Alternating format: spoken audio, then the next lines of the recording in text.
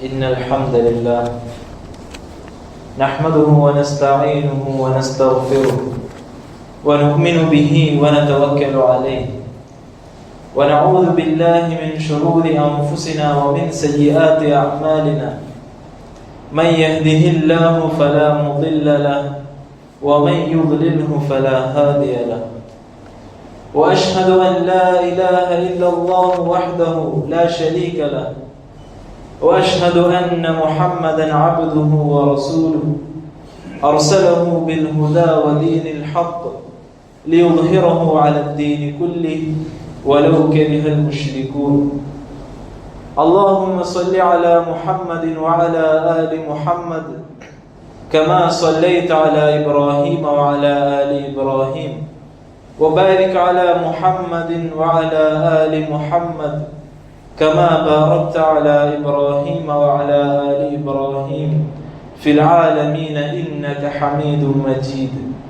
أما بعد فإن خير الحديث كتاب الله وخير الهدي هدي النبي محمد صلى الله عليه وسلم وشر الأمور محدثاتها وكل محدثة بدعة وكل بدعة ضلالة وكل ضلالة في النار.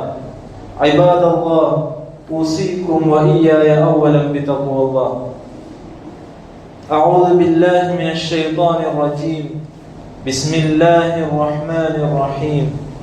يا أيها الذين آمنوا اتقوا الله حق تقاته ولا تموتن إلا وأنتم مسلمون.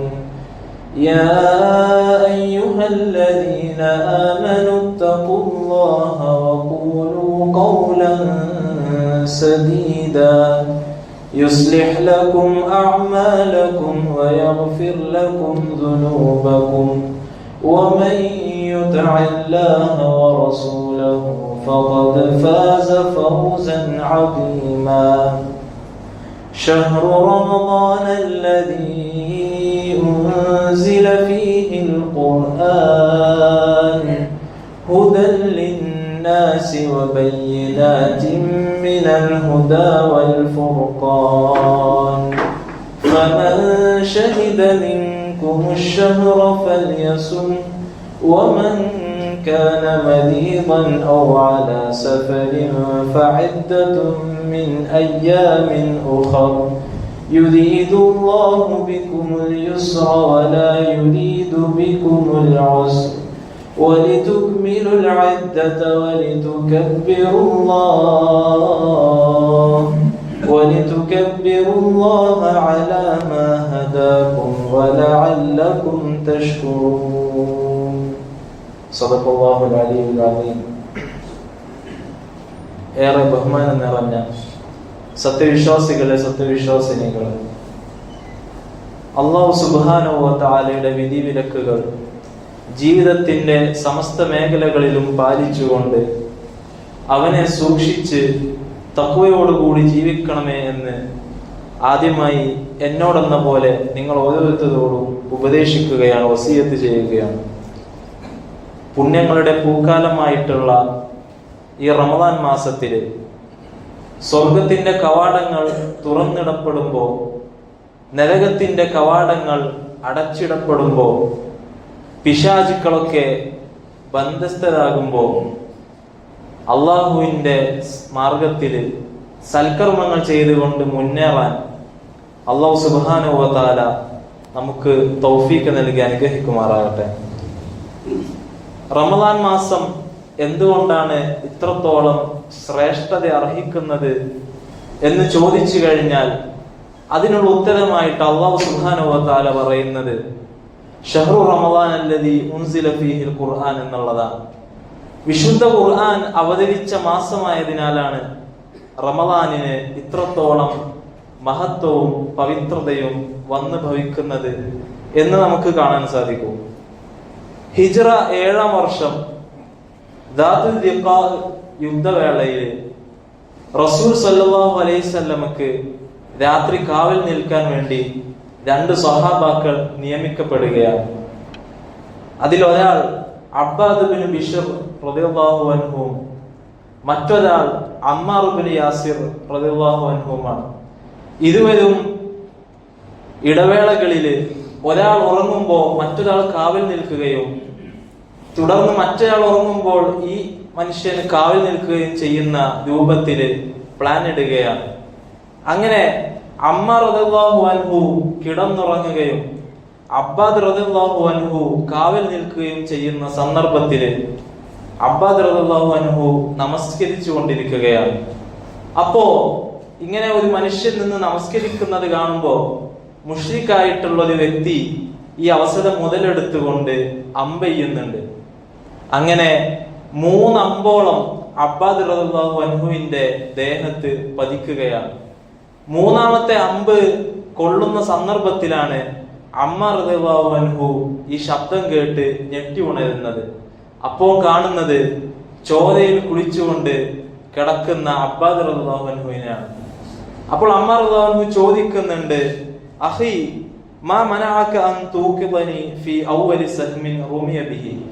1ാമത്തെ അമ്പ് തറച്ചപ്പോൾ തന്നെ താങ്കൾ എന്തുകൊണ്ടാണ് എന്നെ ഉണർത്താനത്, എന്നെ വിളിക്കാനത് എന്ന് ചോദിച്ചപ്പോൾ അദ്ദേഹം പറയുന്ന, അബ്ബാദ് റളിയല്ലാഹു അൻഹു പറയുന്ന മറുപടി എന്ന് പറയുന്നത്, കുൻതു ഫീ സൂറത്തിൻ അഖ്റഉഹ വഹിയ സൂറത്തുൽ കഹ്ഫ്. ഞാൻ നമസ്കാരത്തിൽ ഒരു സൂറത്ത് ഇങ്ങനെ പാരായണം ചെയ്തുകൊണ്ടിരിക്കുകയായിരുന്നു. അത് സൂറത്തുൽ കഹ്ഫാണ്. വകരിത്തു അൻ അഖ്തഅഹ ഹത്താ അഫ്റുഗ മിൻഹ. ഞാൻ ആ ഓതിക്കൊണ്ടിരിക്കുന്ന സൂറത്ത് നിർത്തുന്നതിൽ നിന്ന്, മുറിക്കുന്നതിൽ നിന്ന് എനിക്ക് ഇഷ്ടപ്പെട്ടില്ല. അതുകൊണ്ട് അമ്പ് തറച്ചപ്പോഴും ഞാൻ ആ ഖുറാനിന്റെ മാധുര്യത്തില് ഞാൻ അതിങ്ങനെ ഓതിക്കൊണ്ടിരുന്നു എന്ന് അദ്ദേഹം മറുപടി പറയുകയാണ്. സഹോദരന്മാരെ, സഹോദരിമാരെ, വിശുദ്ധ ഖുർആനിനെ സ്വഹാബാക്കളും താബീങ്ങളും ഒക്കെ ഏതർത്ഥത്തിലാണ് നെഞ്ചോട് ചേർത്തിരുന്നത് എന്നുള്ളതിന് ഏറ്റവും മനോഹരമായിട്ടുള്ള ഒരു ഉദാഹരണമാണ് ഈ സംഭവം എന്ന് പറയുന്നത്. നമുക്കറിയാം, വിശുദ്ധ ഖുർആനുമായിട്ട് ബന്ധപ്പെട്ടിട്ടുള്ള എല്ലാ കാര്യങ്ങളും ഏറ്റവും ശ്രേഷ്ഠമായിട്ടുള്ള, ഏറ്റവും പവിത്രമായിട്ടുള്ള കാര്യങ്ങളാണ്. വിശുദ്ധ ഖുർആൻ അവതരിച്ച ദിവസമാണ് ലൈലത്തുൽ ഖദ്ർ എന്ന് പറയുന്നത്. വിശുദ്ധ ഖുർആൻ അവതരിച്ച മാസമാണ് റമദാൻ മാസം എന്ന് പറയുന്നത്. വിശുദ്ധ ഖുർആൻ ലഭിച്ച പ്രവാചകനാണ് അമ്പിയാക്കളിൽ ഏറ്റവും ശ്രേഷ്ഠനായിട്ടുള്ള മുഹമ്മദ് മുസ്തഫ സല്ലല്ലാഹു അലൈഹി വസല്ലം എന്ന് പറയുന്നത്. അതുപോലെ തന്നെ പ്രധാനമാണ് വിശുദ്ധ ഖുർആൻ ലഭിച്ച ഉമ്മത്താണ് നാം എന്നുള്ളത്. കുന്തും ഖൈറ ഉമ്മത്തിൻ ഉഖ്രിജത് ലിന്നാസ്. നിങ്ങളാണ് ഏറ്റവും ശ്രേഷ്ഠമായിട്ടുള്ള ഉമ്മത്ത് എന്ന് പറയുന്നത്. കാരണം വിശുദ്ധ ഖുർആൻ അല്ലാഹു സുബ്ഹാനഹു വ തആല ഏൽപ്പിച്ചിട്ടുള്ളത് നമ്മയാണ് എന്നുള്ളതാണ്. ഈ പ്രാധാന്യം, ഈ ഉത്തരവാദിത്തത്തെ കുറിച്ച് നമുക്ക് ബോധമുണ്ടാവേണ്ടതുണ്ട് എന്ന് ആമുഖമായിട്ട് സൂചിപ്പിക്കുകയാണ്. വിശുദ്ധ ഖുർആനിനെ നോമ്പുമായിട്ട് ബന്ധിപ്പിക്കുന്ന ഈ ആയത്തിൽ അല്ലാഹു സുബ്ഹാനഹു വ തആല തുടർന്ന് പറയുന്നുണ്ട്, ഹുദൻ ലിന്നാസ്. അത് ജനങ്ങൾക്കുള്ള സന്മാർഗമാണ് എന്നുള്ളതാണ്. മനുഷ്യകുലത്തെ ഭൂമിയിലേക്ക് അല്ലാഹു സുബ്ഹാനഹു വ തആല സൃഷ്ടിച്ച് പറഞ്ഞയക്കുമ്പോൾ ആ മനുഷ്യൻ എങ്ങനെ ജീവിക്കണം, അവൻ എന്തൊക്കെ കാര്യങ്ങളിൽ നിന്ന് അകന്നു നിൽക്കണം, അവൻ തന്റെ ജീവിതത്തിൽ എന്തൊക്കെ ചേർത്ത് പിടിക്കണം, അവന് നിയമനിർദ്ദേശങ്ങൾ എന്തൊക്കെയാണ് ബാധകമായിട്ടുള്ളത് തുടങ്ങിയ കാര്യങ്ങള് മനസ്സിലാക്കി കൊടുക്കാൻ അവനുള്ള ഹിദായത്തായിട്ടാണ് അല്ലാഹു സുബ്ഹാനഹു വ തആല വിശുദ്ധ ഖുർആനിനെ അയച്ചിട്ടുള്ളത്. മറ്റൊരിടത്ത് അല്ലാഹു സുബ്ഹാനഹു വ തആല പറയുന്നുണ്ട്, ലിതുഖ്രിജൻ നാസ മിനൽ ദുലുമാതി ഇലൻ നൂർ. മനുഷ്യരെ ഇരുട്ടുകളിൽ നിന്ന്, ലോകത്ത് ധാരാളമായിട്ട് അന്ധകാരങ്ങൾ, ഇരുട്ടുകൾ നമുക്ക് കാണാൻ സാധിക്കും. എന്നാൽ ഏക വെളിച്ചമായിട്ടുള്ള അള്ളാഹുവിന്റെ മാർഗത്തിലേക്ക് മനുഷ്യനെ നയിക്കുന്നതാണ് വിശുദ്ധ ഖുർആൻ എന്ന് പറയുന്നത്.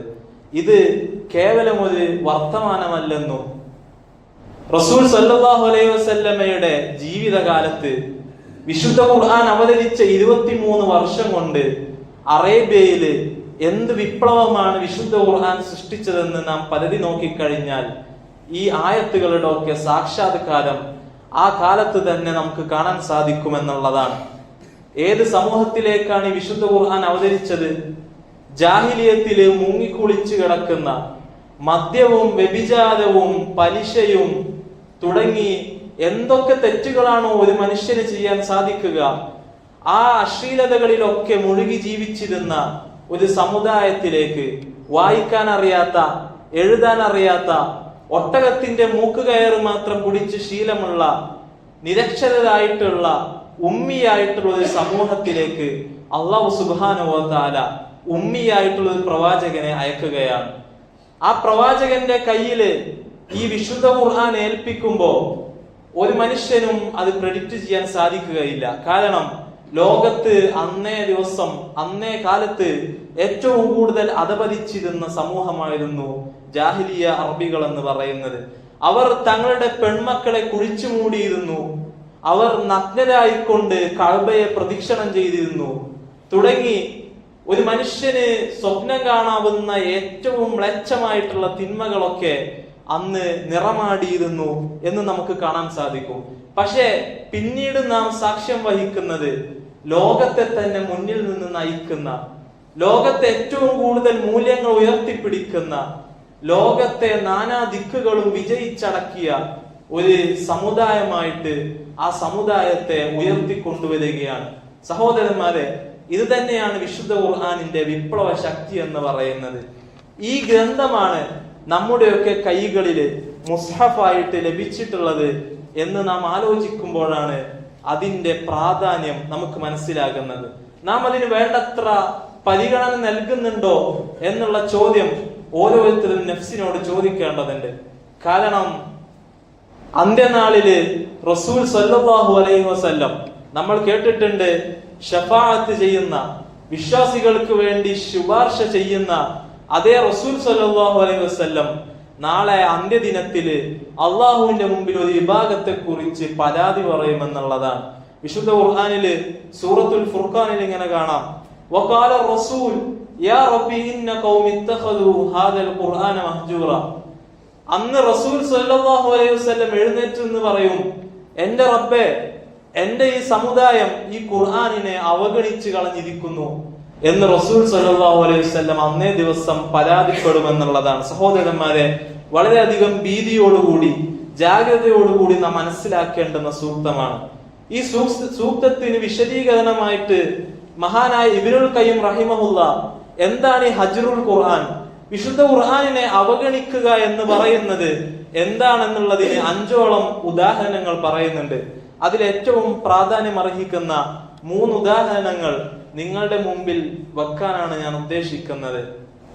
ഒന്നാമത്തേത്, വിശുദ്ധ ഖുർആൻ കേൾക്കുന്നതിൽ നിന്നും അത് പാരായണം ചെയ്യുന്നതിൽ നിന്നും അതിനെ അവഗണിക്കുക എന്നുള്ളതാണ്. അത് അൽഹംദുലില്ലാ നമ്മുടെയൊക്കെ ഇടയില് പാരായണവും വിശുദ്ധ ഖുർആൻ കേൾക്കലും ഒക്കെ മാന്യമായ രീതിയിൽ നടന്നു പോകുന്നുണ്ടാവും. നമ്മൾ റമദാനിൽ ഖത്തം തീർക്കുന്നുണ്ടാകും. എന്താണ് പാരായണത്തിന്റെ പ്രതിഫലം എന്ന് പറയുന്നത്? മൻ ഖറഅ ഹർഫൻ മിൻ കിതാബില്ലാഹ് ഫലഹു ബിഹി ഹസന. ഒരാൾ വിശുദ്ധ ഖുർആനിൽ ഒരു ഹർഫ് പാരായണം ചെയ്താൽ അവന് പ്രതിഫലമുണ്ടെന്നാണ്. വൽ ഹസനതു ബിഅശ്രി അംസാലിഹാ. ഒരു അക്ഷരം പാരായണം ചെയ്യുമ്പോൾ അതിനുള്ള പ്രതിഫലം എന്ന് പറയുന്നത് 10 ഇരട്ടി പ്രതിഫലമാണെന്നാണ്.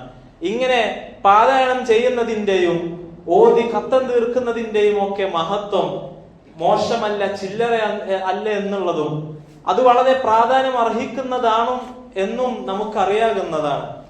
എന്നാൽ ഇവിടം കൊണ്ട് അവസാനിക്കുകയാണ് ഇന്നത്തെ മുസ്ലിം സമുദായത്തിന്റെ വിശുദ്ധ ഖുർആനുമായിട്ടുള്ള ബന്ധം എന്ന് പറയുന്നത്. കേവലം ഓതി തീർക്കാനുള്ള ഒരു ഗ്രന്ഥമായിട്ട്, ഓതി പുണ്യം നേടി മുത്തം വെച്ച് നമ്മുടെ ഷെൽഫുകളിൽ എടുത്തു വെക്കാനുള്ള ഒരു പുസ്തകമായിട്ട് നാം അതിനെ മാറ്റി എന്നുള്ളതാണ് ഈ ഖുർആനിനോട് കാണിച്ച ഏറ്റവും വലിയ അവഗണന എന്ന് പറയുന്നത്. കാരണം തുടർന്ന് ഇബ്നുൽ ഖയ്യിം റഹിമഹുല്ലാ പറയുന്നുണ്ട്, രണ്ടാമത്തെ വിശുദ്ധ ഖുർആനിനോട് കാണിച്ച രണ്ടാമത്തെ അവഗണന എന്ന് പറയുന്നത് ഹജ്റു തദബ്ബുരിഹി, വിശുദ്ധ ഖുർആനിൽ ആഴത്തിൽ ചിന്തിക്കാതിരിക്കലാണ് അതിനെ അവഗണിക്കുക എന്ന് പറയുന്നത്. നമുക്കറിയാം, നമ്മളിൽ എത്ര പേർക്ക് വിശുദ്ധ ഖുർആനിന്റെ ഉള്ളടക്കത്തെ കുറിച്ച് ധാരണയുണ്ട്? വിശുദ്ധ ഖുർആൻ കേവലം ഓതി എടുത്തു വെക്കാനുള്ളതല്ലെന്നും അല്ലാഹു സുബ്ഹാനഹു വ തആല നമ്മോട് സംസാരിക്കുന്ന വചനങ്ങളാണ് എന്നും മനസ്സിലാക്കുന്ന വിശ്വാസിക്ക് എങ്ങനെയാണ് അതിന്റെ ഉള്ളടക്കം ഗ്രഹിക്കാതിരിക്കാൻ സാധിക്കുക? കാരണം വിശുദ്ധ ഖുർആൻ എന്ന് പറയുന്നത് ഖൽഖല്ല എന്ന് നമുക്കറിയാകുന്നത്, അള്ളാഹുവിന്റെ സൃഷ്ടി പോലുമല്ല. അള്ളാഹുവിന്റെ ദാത്തിന്റെ ഭാഗമായിട്ടുള്ള കലാമാണ്. കലാമുള്ള അള്ളാഹുവിന്റെ കലാമാണ്. ഒരു സൃഷ്ടി പോലും അല്ലാത്ത ഈ വിശുദ്ധ ഖുർആനിനെ അള്ളാഹുവിന്റെ ദാത്തിന്റെ ഒരു ഭാഗം നമ്മുടെ കയ്യിലുണ്ടായിട്ട് നാം അതിനോട് എന്ത് സമീപനമാണ് സ്വീകരിക്കുന്നത് എന്ന് ഓരോരുത്തരും ചിന്തിക്കേണ്ടിയിരിക്കുന്നു. അള്ളാഹു സുബ്ഹാനഹു വ തആല വിശുദ്ധ ഖുർആനിൽ ചോദിക്കുന്നുണ്ട്, അഫലാ യതദബ്ബറൂനൽ ഖുർആൻ, അവർ വിശുദ്ധ ഖുർആനിനെ കുറിച്ച് ചിന്തിക്കുന്നില്ലേ? വിശുദ്ധ ഖുർആനിലെ ആയത്തുകളെ കുറിച്ച്, അതിലെ സൂക്തങ്ങളെ കുറിച്ച്, അതിലെ വരികൾക്കിടയിലൂടെ അവർ ചിന്തിക്കുന്നില്ലേ? അം അലാ ഖുലൂബിൻ അഖ്ഫാലുഹ, അതോ അവരുടെ ഹൃദയങ്ങളിലൊക്കെ താഴിട്ട് പൂട്ടിയിട്ടുണ്ടോ? അവരുടെ ഹൃദയങ്ങൾ അടച്ചുപൂട്ടപ്പെട്ടിട്ടുണ്ടോ എന്ന് അല്ലാഹു സുബ്ഹാനഹു വ തആല ചോദിക്കുമ്പോ എന്താണ് നമുക്ക് മറുപടി പറയാനുള്ളത് എന്ന് ഓരോരുത്തരും ചിന്തിക്കേണ്ടിയിരിക്കുന്നു. കാരണം ഈ മനുഷ്യനാണ് ഈ വിശുദ്ധ ഖുർആനെ ഇത്രത്തോളം അവഗണിച്ചു കളഞ്ഞത്. വിശുദ്ധ ഖുർആനിൽ അല്ലാഹു സുബ്ഹാനഹു വ തആല ഇങ്ങനെ കൂടി പറഞ്ഞു വെക്കുന്നുണ്ട്, ലൗ അൻസൽനാ ഹാദൽ ഖുർആന അലാ ജബലിൻ ലറഅയ്തഹു ഖാശിഅൻ മുതസദ്ദിഅൻ മിൻ ഖശിയത്തില്ലാഹ്. ഈ ഖുർആൻ എങ്ങാനും ഒരു പർവ്വതത്തിന്റെ മുകളിലാണ് ഇറങ്ങിയിരുന്നതെങ്കിൽ ആ പർവ്വതം അള്ളാഹുവിനെ കുറിച്ചുള്ള ഭയത്താൽ പൊട്ടിപ്പിളർന്ന് തരിപ്പണമായി പൊടിഞ്ഞു വീഴുന്നത് നിനക്ക് കാണാൻ സാധിക്കുമായിരുന്നെന്ന് അല്ലാഹു സുബ്ഹാനഹു വ തആല പറയുമ്പോ ആ പർവ്വതത്തിന്റെ ആ കല്ലിനേക്കാൾ കടുത്തുപോയ ഹൃദയങ്ങളായിട്ട് വിശ്വാസി സമൂഹം മാറിപ്പോയതിന്റെ ഏറ്റവും വലിയ ഉദാഹരണമാണ് വിശുദ്ധ ഖുർആനോട് കാണിക്കുന്ന ഈ അവഗണന എന്ന് പറയുന്നത്. എന്താണ് വിശുദ്ധ ഖുർആനിന്റെ ആശയങ്ങളുടെ ശക്തി എന്ന് ചോദിച്ചു കഴിഞ്ഞാൽ, മഹാനായ പ്രവാചകൻ സ്വല്ലല്ലാഹു അലൈഹി വസല്ലമയെ കൊല്ലാൻ വേണ്ടി വാൾ ഊരിപ്പിടിച്ചുകൊണ്ട് പുറപ്പെട്ട ഉമർ റളിയല്ലാഹു അൻഹുവിനെ മാറ്റി തീർത്തത് കേവലം ചില സൂക്തങ്ങളാണ്. ത്വാഹയിലെ കേവലം ചില സൂക്തങ്ങൾ തന്റെ സഹോദരിയും തന്റെ അളിയനും ഓതുന്നത് കേട്ടിട്ടാണ് ഉമർ റളിയല്ലാഹു അൻഹു, കൊല്ലാൻ പുറപ്പെട്ട ഉമർ റളിയല്ലാഹു അൻഹു അതേ റസൂലിന്റെ അടുത്ത് പോയിട്ട് ഇസ്ലാം സ്വീകരിക്കും നമുക്ക് കാണാൻ സാധിക്കും. എന്തുകൊണ്ടാണ് ഈ കാലത്ത് ഇത്തരത്തിലുള്ള വിപ്ലവം വിശുദ്ധ ഖുർആൻ കൊണ്ട് സാധിക്കാത്തത്? എന്തുകൊണ്ടാണ് മറ്റ് നമ്മുടെ കൂടെയുള്ള സഹോദര സമുദായങ്ങള് ഈ വിശുദ്ധ ഖുർആനിൽ ആകൃഷ്ടരാകാത്തതെന്ന് ചോദിച്ചു കഴിഞ്ഞാൽ, ഇതിന്റെ ആശയത്തില് പുനർവിചിന്തനം നടത്തുന്ന, അതിൽ ഗഹനത്തിൽ ചിന്തിക്കുന്ന വിശ്വാസികളുടെ അഭാവം മൂലമാണ് ഇത് സംഭവിക്കുന്നത് എന്ന് നമുക്ക് കാണാൻ സാധിക്കും. വിശുദ്ധ ഖുർആനിനെ അതിന്റെ ആശയതലത്തിൽ പഠിക്കാൻ നമ്മൾ ശ്രമിക്കേണ്ടതുണ്ട്. ഈ റമദാൻ മാസത്തെ മുൻനിർത്തിക്കൊണ്ട് അതുകൂടി നിങ്ങൾ ഓർമ്മയിൽപ്പെടുത്തുകയാണ്. എന്നാൽ ഇവിടെ കൊണ്ട് അവസാനിക്കുന്നില്ല. വിശുദ്ധ ഖുർആനിനോട് വിശ്വാസി സമൂഹം ചെയ്തിട്ടുള്ള ഏറ്റവും വലിയ അവഗണന, ഏറ്റവും വലിയ നിന്യത എന്ന് പറയുന്നത് അത് വിശുദ്ധ ഖുർആൻ കൊണ്ട് അമല് ചെയ്യാത്തതാണ്. ഇമാം ഇബ്നു ഖയ്യിം റഹിമഹുല്ലാഹ് മൂന്നാമതായിട്ട് എണ്ണുന്നത് ഹജ്റുൽ അമലു ബിഹി എന്നുള്ളതാണ്. വിശുദ്ധ ഖുർആൻ അതിനനുസരിച്ച് പ്രവർത്തിക്കാതിരിക്കുക എന്നുള്ളതാണ് വിശുദ്ധ ഖുർആനിനോട് വിശ്വാസി സമൂഹം ചെയ്തിട്ടുള്ള ഏറ്റവും വലിയ അവഗണന എന്ന് പറയുന്നത്. എന്താണ് വിശുദ്ധ ഖുർആനിൽ പഠിപ്പിക്കുന്നത്? വിശുദ്ധ ഖുർആനിന്റെ പ്രമേയം എന്താണ് എന്ന് നാം ചിന്തിച്ചിട്ടുണ്ടോ? തൗഹീദ്, നിസാരത്തും ആഖിറത്തും പേർത്തും ഓർമ്മപ്പെടുത്തുന്ന, ലോകത്തെ തന്നെ ഏറ്റവും സുരക്ഷിതമായിട്ടുള്ള കുടുംബ സംവിധാനം ഉയർത്തിപ്പിടിക്കുന്ന, സാമ്പത്തിക മൂല്യങ്ങൾ പുറത്തു കൊണ്ടുവരുന്ന ഒരു സമൂഹം എങ്ങനെയാണ് വാർത്തെടുക്കപ്പെടേണ്ടത് എന്നുള്ളതിന്റെ വ്യക്തമായിട്ടുള്ള രേഖ ആ വിശുദ്ധ ഖുർആനിൽ നമുക്ക് കാണാൻ സാധിക്കുന്നതാണ്. കാരണം 23 വർഷക്കാലം പീഡിതരായി ജീവിച്ചിരുന്ന ഒരു സമൂഹത്തിൽ നിന്ന് ഒരു രാഷ്ട്രം കെട്ടിപ്പടുത്ത റസൂൽ സല്ലല്ലാഹു അലൈഹി വസല്ലമയുടെ ജീവിതത്തിലൂടെയാണ് ഈ വിശുദ്ധ ഖുർആൻ അവതരിച്ചതെന്നുള്ളതാണ്. അവിടെ നമുക്ക് ഒരു ഇസ്ലാമിക രാഷ്ട്രം നിലവിൽ വന്നാൽ അവിടെ എന്ത് നിയമങ്ങളാണ് നടപ്പിലാക്കപ്പെടേണ്ടത്? ഇസ്ലാമിക സമൂഹത്തില് സാമ്പത്തികമായിട്ട് എന്തർത്ഥത്തിലാണ് വിശ്വാസികൾ അതിന്റെ അതിർത്തികൾ ഏതർത്ഥത്തിലാണ് പാലിക്കേണ്ടത്? ധാർമ്മികമായിട്ടുള്ള വ്യവസ്ഥ എന്താണ്?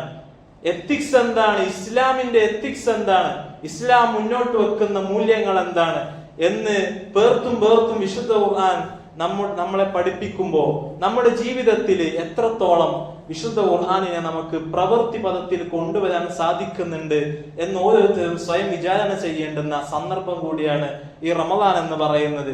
വിശുദ്ധ ഖുർആൻ നമുക്ക് കാണാൻ സാധിക്കും, വലാ തഖറബുസ് സിന, നിങ്ങൾ വ്യഭിചാരത്തോട് അടുക്കരുതെന്ന് വിശുദ്ധ ഖുർആൻ പറയുമ്പോ ഏതൊക്കെ തരത്തിലുള്ള വ്യഭിചാരങ്ങളിലൂടെയാണ് ഇന്നത്തെ സമുദായം കടന്നു പോകുന്നത് എന്ന് ചിന്തിക്കുക. അല്ലദീന യഅകുലൂന ദിബ ലാ യഖൂമൂന ഇല്ലാ കമാ യഖൂമുൽ ലദീ യതഖബ്ബതുഹു ശൈത്താനു മിനൽ മസ്. പലിശ ഭുജിക്കുന്ന ഒരു മനുഷ്യൻ ശൈത്താന്റെ ബാധയേറ്റവനെ പോലെ അല്ലാതെ എഴുന്നേറ്റ് നിൽക്കുകയില്ല എന്ന് വിശുദ്ധ ഖുർആൻ ഓർമ്മിക്കുമ്പോഴും ഈ സമുദായത്തിൽ എത്ര പേരാണ് പലിശ ഭക്ഷിക്കുന്നത്? സക്കാത്തിനെ കുറിച്ച് നാം ഒരു കുത്തുബ നടത്തുകയുണ്ടായി. ഇസ്ലാം മുന്നോട്ട് വെക്കുന്ന വ്യക്തമായിട്ടുള്ള സക്കാത്തിന്റെ വ്യവസ്ഥ എത്ര ആളുകളാണ് പാലിക്കുന്നത്? എന്താണ് മുസ്ലിം സമുദായത്തിലെ കുടുംബങ്ങളുടെ അവസ്ഥ? ഏറ്റവും സുരക്ഷിതമായിട്ടുള്ള സുഭദ്രമായിട്ടുള്ള കുടുംബ വ്യവസ്ഥ ഇസ്ലാം മുന്നോട്ട് വെക്കുമ്പോൾ അതിനോട് അവഗണന കാണിച്ചത് കൊണ്ടാണ് ഉമ്മത്ത് ഇന്ന് ഈ പ്രതിസന്ധികൾ താങ്ങുന്നത്, ഇന്ന് ഈ പ്രതിസന്ധികൾ അഭിമുഖീകരിക്കുന്നത് എന്ന് നമുക്ക് കാണാൻ സാധിക്കും. നിങ്ങൾ ഗസയിലേക്ക് നോക്കുക.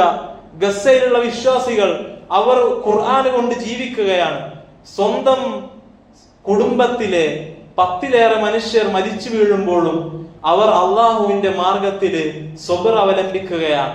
അവർ അൽഹംദുലില്ലാ എന്ന് പറഞ്ഞുകൊണ്ട് കണ്ണിൽ നിന്ന് കണ്ണീര് പൊടിയുമ്പോഴും മുഖത്ത് ചിരി വിരിയുന്ന ആ മനോഹരമായിട്ടുള്ള ജീവിതങ്ങൾ നമ്മുടെ മുന്നിൽ കാഴ്ചവെക്കുന്നത് വിശുദ്ധ ഖുർആൻ എങ്ങനെയാണ് ഭൂമിയിൽ ജീവിക്കുക എന്നുള്ളതാണ്.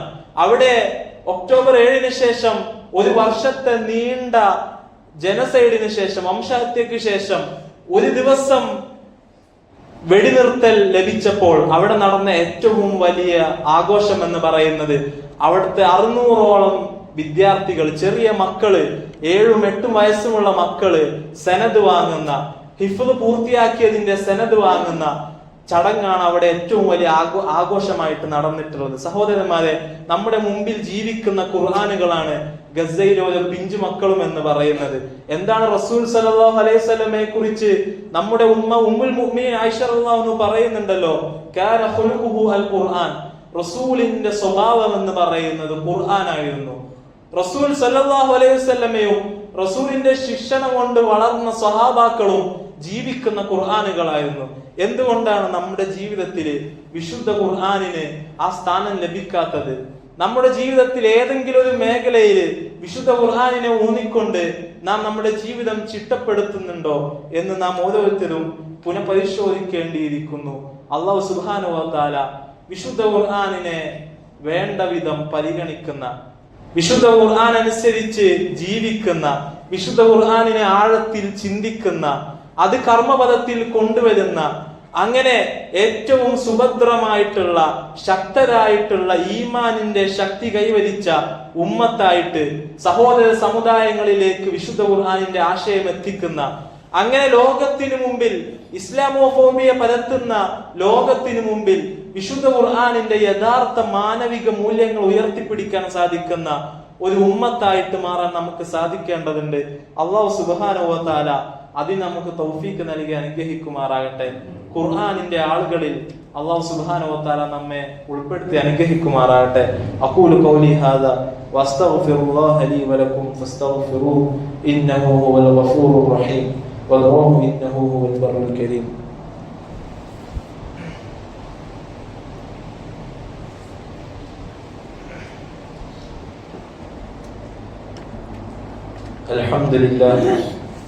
الحمد لله رب العالمين والصلاة والسلام على رسوله الأمين وعلى آله وصحبه أجمعين والتابعين لهم بإحسان إلى يوم الدين.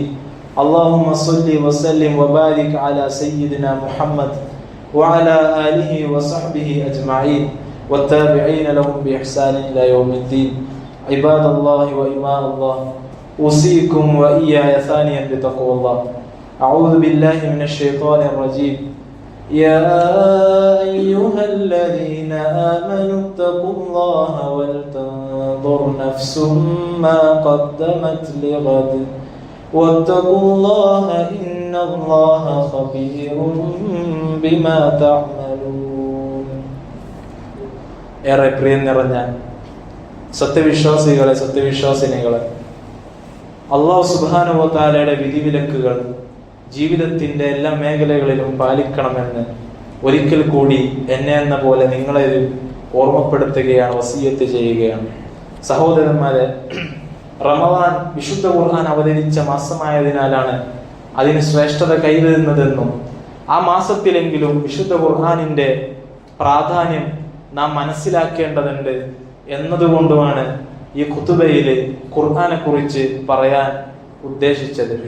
നമുക്കറിയാം, അല്ലാഹു സുബ്ഹാനഹു വ തആല ഇങ്ങനെ പറയുന്നുണ്ട്, ഇന്ന ലില്ലാഹി അഹ്ലീന മിനന്നാസ്. അല്ലാഹു സുബ്ഹാനഹു വ തആലക്ക് ജനങ്ങളിൽ വെച്ചിട്ട് ചില സ്വന്തക്കാരുണ്ടെന്നുള്ളതാണ്. അഹ്ൽ എന്ന് പറഞ്ഞാൽ അറബി ഭാഷയിൽ കുടുംബമായിട്ടാണ് ഉപയോഗിക്കുക. അല്ലാഹു സുബ്ഹാനഹു വ തആലക്ക് ചില സ്വന്തക്കാരുണ്ട്. ഹും അഹ്ലുൽ ഖുർആൻ, അവർ ഖുർആനിന്റെ ആളുകളാണ്. അഹ്ലുല്ലാഹി വ ഖാസത്തുഹു, അവർ അള്ളാഹുവിന്റെ ആളുകളാണ്. അവൻ പ്രത്യേകം തെരഞ്ഞെടുത്തിട്ടുള്ള അവന്റെ സ്വന്തക്കാരാണെന്ന് നമുക്ക് ഹദീസുകളിൽ കാണാൻ സാധിക്കുന്നതാണ്. ഈ അർത്ഥത്തില് അല്ലാഹു സുബ്ഹാനഹു വ തആല നാം എങ്ങനെ ജീവിക്കണമെന്ന്, നമ്മുടെ ജീവിതം ഏതൊരു സ്കെയിലിനെ അടിസ്ഥാനപ്പെടുത്തിക്കൊണ്ട്, ഏതൊരു നിയമവ്യവസ്ഥക്ക് അടിസ്ഥാനപ്പെടുത്തിക്കൊണ്ടാണോ മുന്നോട്ട് പോവേണ്ടത് എന്നതിന്റെ വ്യക്തമായിട്ടുള്ള വിശദീകരണങ്ങൾ അടങ്ങിയ ഈ വിശുദ്ധ ഖുർആൻ നമ്മുടെ കൈകളിൽ ഉണ്ടായിരിക്കെ അത് കേവലം ഒരു ഓത്ത് കിതാബാക്കി മാറ്റാതെ, അത് നമ്മുടെ ഷെൽഫുകളിലെ പൊടി തട്ടി എടുത്തു വെക്കാതെ അതിന്റെ ആശയങ്ങളിലേക്ക് ഇറങ്ങിച്ചെല്ലാൻ നമുക്ക് സാധിക്കേണ്ടതുണ്ട്. അല്ലാഹു സുബ്ഹാനഹു വ തആല അതിന് നമുക്ക് തൗഫീഖ് നൽകി അനുഗ്രഹിക്കുമാറാകട്ടെ. സഹോദരന്മാരെ, നമ്മളില് രോഗം കൊണ്ട് കഷ്ടപ്പെടുന്ന ധാരാളം മനുഷ്യരുണ്ട്. നമുക്കറിയാം, നമ്മുടെ പള്ളിയില് നിത്യമായിട്ട് വരുന്ന 2 വ്യക്തികൾ, അവർ രോഗബാധിതരാണ്. അല്ലാഹു സുബ്ഹാനഹു വ തആല അത്തരം മാറാ രോഗങ്ങളിൽ നിന്ന് നമുക്കും നമുക്ക് പ്രിയപ്പെട്ടവർക്കും ശിഫ നൽകി അനുഗ്രഹിക്കുമാറാകട്ടെ. ഇസ്ലാമിന്റെ ഏറ്റവും ഉയർന്ന മൂല്യങ്ങളിൽ ഒന്നാണ് സേവനം എന്ന് പറയുന്നത്. ഈ സേവനത്തെ മുൻനിർത്തിക്കൊണ്ട് മഞ്ചേരി മെഡിക്കൽ കോളേജ് കേന്ദ്രീകരിച്ചുകൊണ്ട് നടന്നു വരുന്ന സോളിഡാരിറ്റി സേവന കേന്ദ്രത്തിന്റെ അതിന്റെ കളക്ഷൻ ഇൻഷാ അല്ലാഹ് അടുത്ത ആഴ്ച ഉണ്ടായിരിക്കുമെന്ന് അറിയിക്കുകയാണ്. രോഗികൾക്കും അവശരായിട്ടുള്ള ജനങ്ങൾക്കും ഭക്ഷണവും വസ്ത്രവും മരുന്നുകളും ഒക്കെ എത്തിച്ചു നൽകുന്ന വളരെ ബൃഹത്തായിട്ടുള്ള ഒരു സംരംഭമാണ്. അതിലേക്ക് സംഭാവന ചെയ്യുന്നതിലൂടെ ആ മൂല്യങ്ങൾ ഉയർത്തിപ്പിടിക്കുന്ന വിശ്വാസികളായിട്ട് നമുക്ക് മാറാൻ സാധിക്കുമെന്നുള്ളതാണ്. അതുകൊണ്ട് തന്നെ അതിലേക്ക് നമ്മളാൽ കഴിയുന്ന സംഭാവനകൾ ഏൽപ്പിക്കാൻ ഏവരും ശ്രദ്ധിക്കേണ്ടതുണ്ട്. അല്ലാഹു സുബ്ഹാനഹു വ തആല ഈ വിശുദ്ധ റമളാനില് നാം അവന്റെ വജ്ഹ് മുൻനിർത്തി പ്രവർത്തിക്കുന്ന എല്ലാ പ്രവർത്തനങ്ങളും നമ്മിൽ നിന്ന് സ്വീകരിക്കുമാറാകട്ടെ. നമ്മിൽ നിന്ന് വന്നു പോകുന്ന വീഴ്ചകളൊക്കെ നാഥൻ വിട്ടുപുറത്ത് മാപ്പാക്കി തരുമാറാകട്ടെ. ഇവിടെ ഇന്ന് കൂടിയിരിക്കുന്നത് പോലെ നാളെ അവന്റെ ജന്നാത്തുൽ ഫിർദൗസിൽ ഒരുമിച്ച് കൂട്ടി അനുഗ്രഹിക്കുമാറാകട്ടെ. നമ്മിൽ നിന്ന് മരിച്ചുപോയവർക്ക് അല്ലാഹു സുബ്ഹാനഹു വ തആല മഗ്ഫിറത്തും മർഹമത്തും നൽകി അനുഗ്രഹിക്കുമാറാകട്ടെ. അല്ലാഹുമ്മ ഗ്ഫിർ ലിൽ മുഅ്മിനീന വൽ മുഅ്മിനാത്ത് والمسلمين والمسلمات الأحياء منهم والأموات إنك مجيب الدعوات يا قاضي الحاجات. اللهم أعز الإسلام والمسلمين وأذل الشرك والمشركين. اللهم ربنا آتنا في الدنيا حسنة وفي الآخرة حسنة وقنا عذاب النار. ربنا توفنا مسلمين وألحقنا بالصالحين. ربنا تقبل منا إنك أنت السميع العليم وتب علينا إنك أنت التواب الرحيم. فاغفر لنا يا غافر المذنبين وارحمنا بأنواع رحمتك يا أرحم الراحمين. أقم الصلاة.